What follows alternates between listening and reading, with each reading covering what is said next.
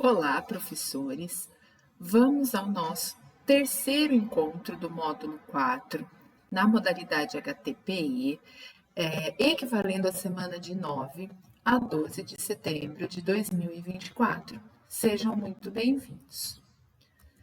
Dando continuidade aos nossos estudos e pensando um pouquinho em boas oportunidades de leitura de leite para as nossas crianças, hoje veremos a sugestão de um livro chamado O Caso das Bananas. O Caso das Bananas, para quem não conhece, trata-se de um livro que conta a história de um macaco que um belo dia, ao acordar, se dá conta da falta do seu cacho de bananas.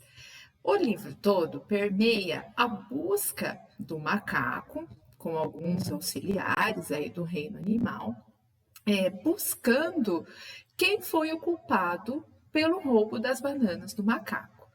O livro traz uma proposta muito interessante com relação a charadas, ao desvendar de charadas que a gente pode brincar aí com as crianças, no sentido de brincar com o texto, ler esses textos, responder essas charadas. Também há uma possibilidade de se trabalhar com lista dos animais, listas dos suspeitos que aparecem. Então, é um livro que abre muitas possibilidades de trabalho com atividades de alfabetização. E dada essa questão dos suspeitos, da investigação, das adivinhas, é um livro que costuma ser muito apreciado pelas crianças por causa desse caráter lúdico.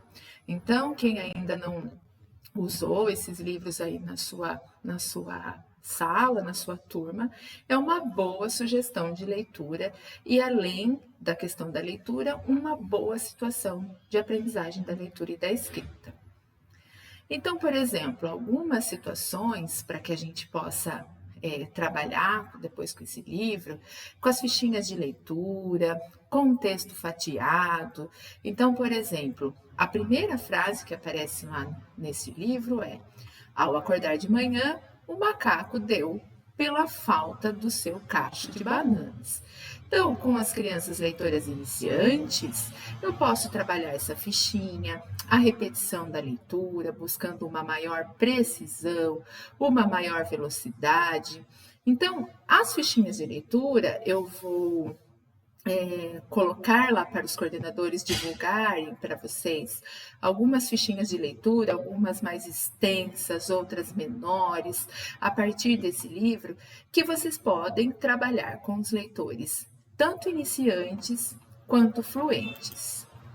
Já com os pré-leitores, sobretudo para leitor nível 1 e para leitor nível 2, nossos grandes desafios aí na leitura, se ainda tivermos criança nesses níveis, nessa altura do ano, eu trago aqui uma sugestão que também estará no material a ser compartilhado com vocês, caso queiram utilizar nas suas turmas. Nós temos essas fichinhas. Então, nessas fichinhas, nós podemos trabalhar tanto a leitura quanto a escrita. Então, aqui eu posso convidar o meu aluno a fazer a leitura do que está escrito e depois escrever aqui embaixo o nome do personagem, do animal que se encontra na ficha. Não esquecendo de que você, professor, tem um grande papel nessa questão de proporcionar a leitura. Trazendo mais uma vez a Isabel Solé para a nossa discussão, ela diz, e nós precisamos todos os dias reiterar essa ideia de que a leitura precisa ser ensinada, tanto quanto a escrita.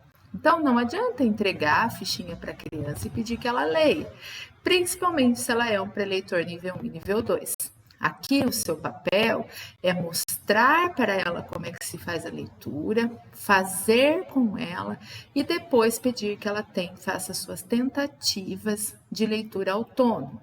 Lembrando sempre, enfatizar para a criança: quando eu leio, eu não digo nome de letra, isso é soletrar. Quando eu leio, eu digo sons, eu junto sons de letras que depois formam sílabas, que depois formam palavras e que depois formam frases.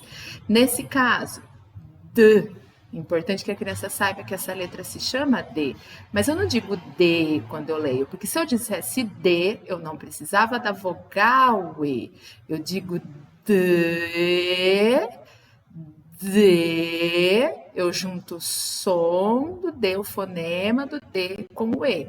E eu leio D, esse é o T, mas eu não digo T, porque também eu não precisaria do E se assim eu o fizesse. O som é T, T, T, V. Então, mostre você com o deslizar dos seus dedos o som de cada uma das letras para que a criança entenda essa junção de letras. Depois leia com ela e depois convide-a para tentar fazer uma leitura autônoma. Algumas vezes cada uma das fichinhas e depois as intervenções de escrita. Bom, continuando, então, após essa sugestão de leitura, de livro, de leitura de leite e de trabalho com a leitura nas turmas, nas salas de aula, a gente vai continuar as nossas reflexões com a questão da função da escola na formação de leitores.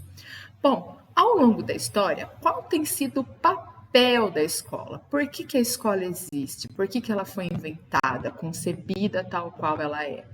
Porque o papel dela é difundir a educação formal, porque nós sabemos, nós nos educamos desde o momento em que nascemos, em diferentes meios, em diferentes grupos, mas a educação formal, aquela institucionalizada por leis, por normas, por regras, ela se dá na escola, e incluindo nesse sentido o ensino da leitura propriamente dita.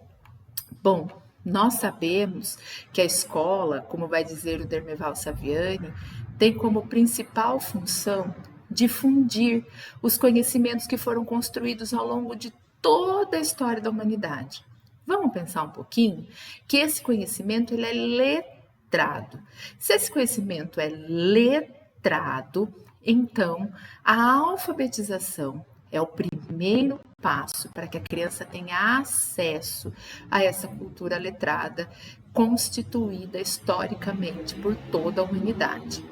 Bom, então é preciso que a escola se preocupe com o ensino da leitura, porque o ensino da leitura é aquele que vai fazer, a leitura é o que vai fazer com que a criança avance nos outros conhecimentos. Porém, o processo de alfabetização pelo qual passam as crianças não é suficiente para ajudá-las a se tornarem leitoras autônomas. Nós já fizemos essa discussão no HTP passado. Apenas decodificar, que é aquilo que está relacionado ao processo de alfabetização, não é suficiente. É muito importante, mas não é suficiente para que nós formemos na escola leitores autônomos. Então, o que cabe à escola, né?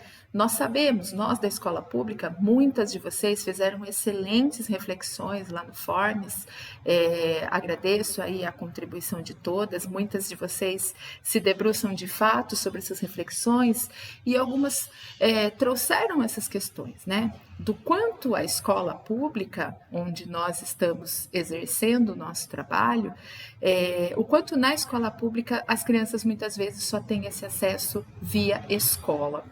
Então, é importante que nós na escola nos preparemos muito para que a gente oferte um acesso de qualidade à leitura, porque o nosso aluno da escola pública muitas vezes só terá esse acesso via escola, né? Via o nosso trabalho. Então, aqui é uma reiteração do que eu já dizia lá anteriormente, do que diz o Dermeval Saviani a respeito da função da escola. Conhecer, expandir, né, os conhecimentos culturalmente criados, transmitir, expandir esses conhecimentos culturalmente criados pela humanidade. Dentre eles, o mais elaborado é a leitura. E importante enfatizar sempre, e a leitura como primeiro passo para o acesso aos outros conhecimentos. Então, é por isso que nós hoje falamos e enfatizamos tanto a importância da leitura, tanto quanto a escrita. A escrita é, sim, muito importante, a gente precisa se preocupar muito com a escrita na escola, mas a gente não pode desmerecer e descuidar do trabalho com a leitura. Mas, retomando aquilo que já falávamos também em outros momentos, o que é ler, né? Então, aqui também houve alguns professores que fizeram muito boas reflexões lá no Forms acerca de que a leitura, né, ela é um processo que envolve a compreensão. Ela não envolve apenas a decodificação, mas a compreensão. Então, para que a gente chegue à compreensão, não basta ensinar a decodificação. É preciso que a gente tenha atividades específicas, intencionalmente pensadas, elaboradas pelo mediador, que é o professor, para que a criança possa aprender como um leitor se relaciona com o texto e como compreende. Porque para que eu tenha a devida compreensão desse texto, eu preciso me relacionar com ele. Em outras palavras, devemos refletir como ensinar a leitura. Então, hoje nós começamos uma reflexão acerca das estratégias de leitura que devem ser ensinadas às crianças. Isso significa que não se trata apenas de uma questão cognitiva e de decodificação do código, mas da elaboração complexa que requer o uso de estratégias específicas que devem ser ensinadas às crianças. Ninguém começa a ler, se torna um leitor, sobretudo com a compreensão, apenas com a aquisição da escrita.